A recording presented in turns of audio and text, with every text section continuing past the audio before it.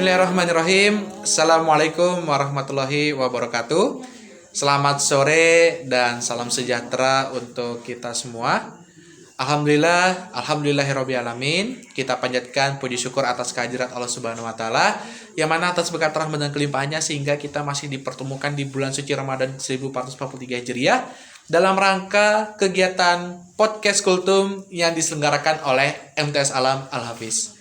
Semoga para pemirsa podcast Kultum MTS Alam Al-Hafiz selalu diberikan kemudahan oleh Allah Subhanahu Wa Taala dalam mengais rezekinya, dalam menuntut ilmu, dan yang tak kalah penting adalah tetap senantiasa istiqomah dalam menjalankan ibadah di bulan suci Ramadan. Dan tentunya yang tak kalah penting juga harus menjaga kesehatan di masa pandemik seperti ini. Amin Allahumma amin. Baik, pada kesempatan di sore hari ini, insya Allah kita akan mendengarkan materi yang sangat luar biasa sekali. Dan saya sudah ditemani oleh salah satu orang yang akan menemani kita selama beberapa menit ke depan sampai menjelang berbuka puasa. Yuk, langsung saja kita sambut pemateri kita pada sore hari ini. Selamat sore Mbak Kalista Sakura. Sore. Baik Mbak Kalista, bagaimana kabarnya? Alhamdulillah baik. Alhamdulillah baik. Puasanya lancar Mbak? Lancar. Baik, Alhamdulillah. Mudah-mudahan Allah senantiasa memberikan kemudahan kita dalam melaksanakan ibadah puasa di bulan Ramadan ini. Baik, Mbak Kalista, kepada para pemirsa nih. Dan para pemirsa ini kan pasti penasaran kan materi apa sih yang mau Mbak bawakan pada hari ini? Membangun kesadaran dalam berislam. Membangun kesadaran dalam berislam, para pemirsa. Jadi membangun kesadaran berislam ini bagaimana orang-orang ini bisa senantiasa khidmat dalam menjalankan apa yang menjadi tuntunan atau syariat ini dalam agama Islam ya, seperti itu ya. Oke, luar biasa. Baik, tentunya para pemirsa pasti penasaran kan apa yang menjadi isi materi yang akan disampaikan oleh Mbak Kalista Sakura.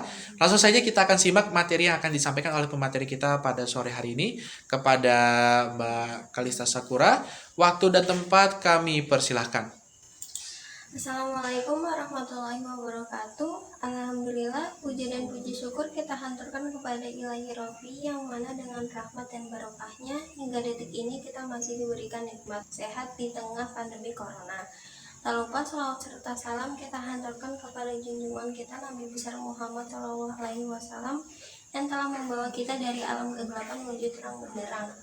Para pemirsa podcast Kultum MTS Alam Al-Hafiz yang dimuliakan Allah Subhanahu Wa Taala, bagi pemeluk agama Islam, maka ia sangat yakin dan percaya bahwa satu-satunya agama yang diridhoi dan diterima di sisi Allah Subhanahu Wa Taala hanya agama Islam.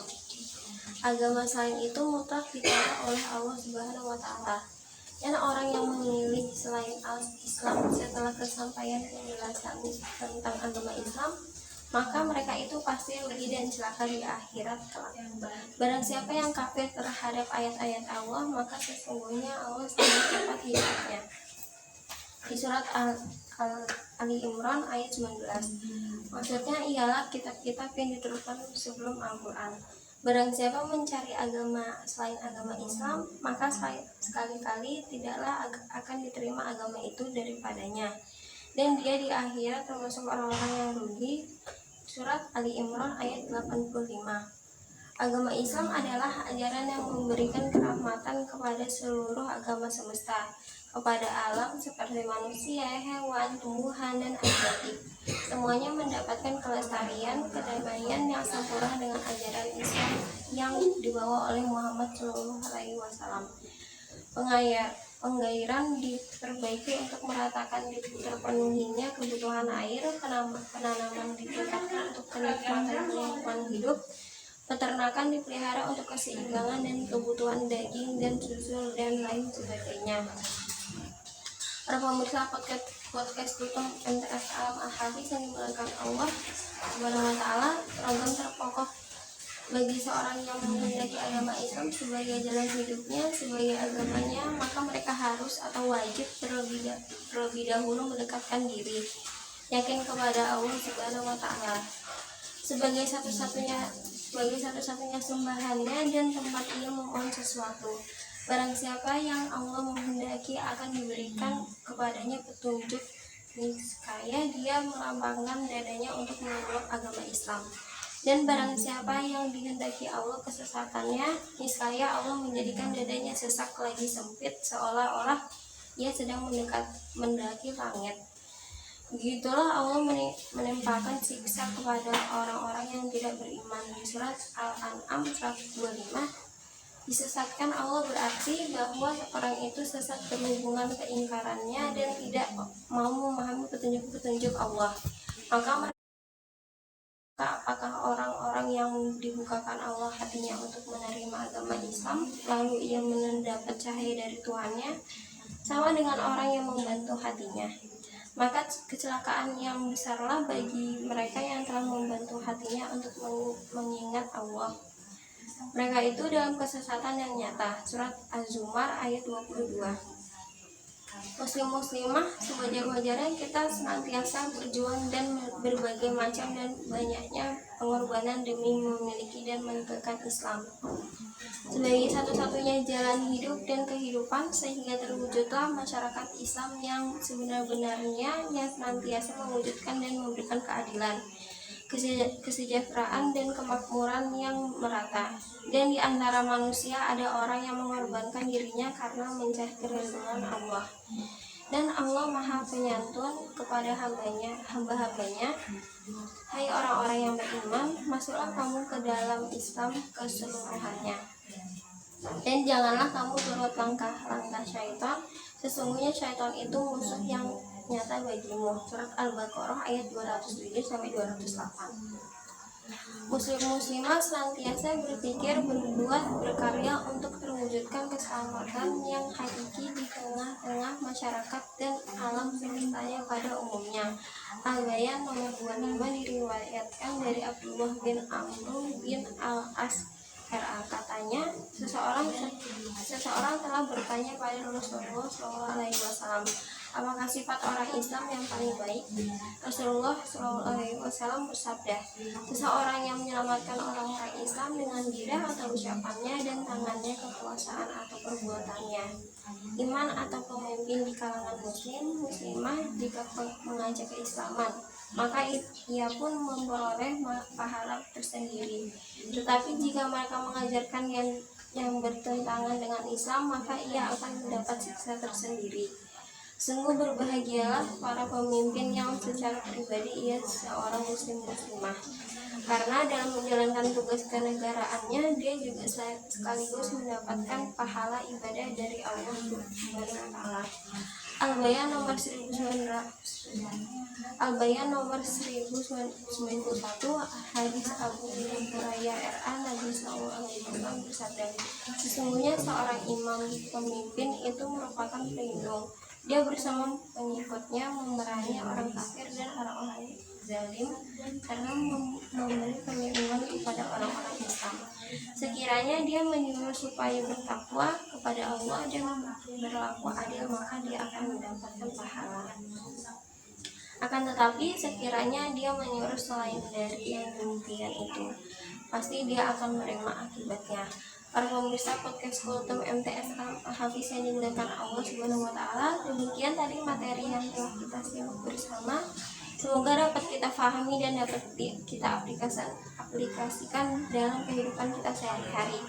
Terima kasih kepada semua pemirsa podcast MTS yang telah mengikuti kajian ini, dan mohon dimaafkan atas kesalahan keikhlafan kami. Akhirul kalam, wassalamualaikum warahmatullahi wabarakatuh. Waalaikumsalam warahmatullahi wabarakatuh.